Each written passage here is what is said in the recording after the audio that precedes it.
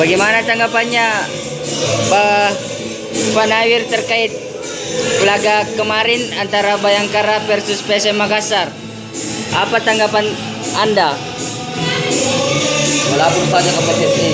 Ya, kenapa bisa Bapak? Ya, sana ibu kota, sana banjir uang.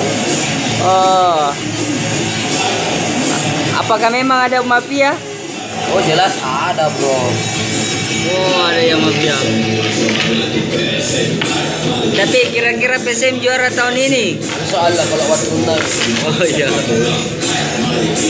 Tapi apa pesan dan kesan Bapak untuk masalah PSSI ini? Kalau bisa dihentikan pertandingan sepak bola di Indonesia. Buat apa ada pertandingan kalau ada mafia? Oh iya iya. Makasih atas waktunya Pak Munawir. Sip.